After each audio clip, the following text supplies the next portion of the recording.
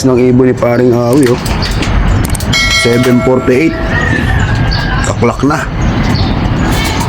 Akalain mo nakapuling pa naman yan. Gayon na nga mga katoto, magandang umaga sa lahat ng ating mga pansier.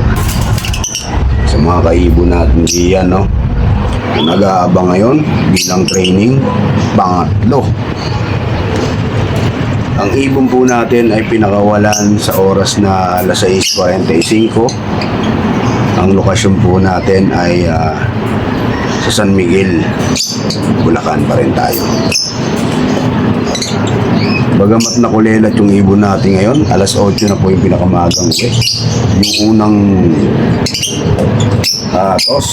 unang training, yung pangalawa, maganda uwi. Laging una ibon natin, ngayon ho na uli.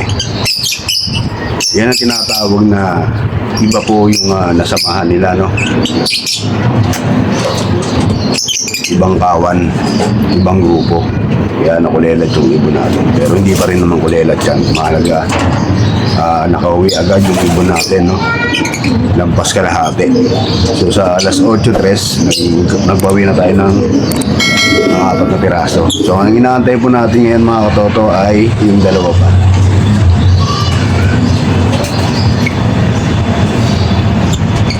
Maaraw ang panahon, may hanging amihan pa rin, may kalat-kalat na kaulapan.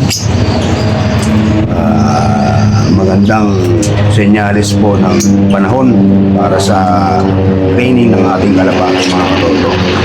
Abangan pa po natin yung dalawa. Yan, yung first bird natin mga katoto, nasundan ng checkered. Apat na po sila.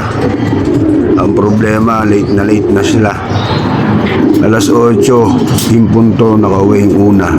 Yan, alas 8:03 na yan, yung apat na yan.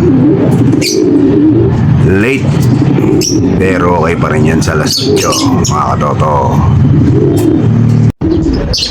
At dumating na po yung pang-5. Checker natin malaki na nauna nung nakaraang second training natin. Kararating lang. Abakalaim na mamarako pa. Bali ang pauwi po natin mga katoto ngayon ay 5. Yan yung huli, oh. Ito yung una. Pangalawa. Pangatlo. Pangapat. Wala, mo 4 lang pala yan. 5 na. Yun yung 5. Yun yung tumuka. Nakalima. So kulang na tayo ng isa. Ano po ba nawawala dito? Yung blue bar po. Wala pa yung blue bar. Blue bar na lang po ang nawawala. Madalas yun po mga pangalawa. Ngayon ay wala pa siya. Ganun talaga. Dumating na po yung blue bar mga katoto. You know, lumipad. Kumpleto na po tayo. Nakain na po natin sila. At pinawalan. Alas 8:26, kumpleto na po ang mga ibon natin. Yung 6 po ay check na check. Malakas pa ang hangin ngayon, masyadong maaga. At maaga na rin po na kumpleto yung ating mga kalapating chicken training. Alas 8:26, kumpleto na po sila mga katoto. Maraming salamat at hindi na po tayo pinagantay. Nabuo din sa wakas, no? Yung ating mga warrior, kumpleto sila ng mas maaga. So, susunod na lang uli na pagkikita po natin mga katoto. Hanggang dito na lang muna natin tatapusin yung ating kalapatips.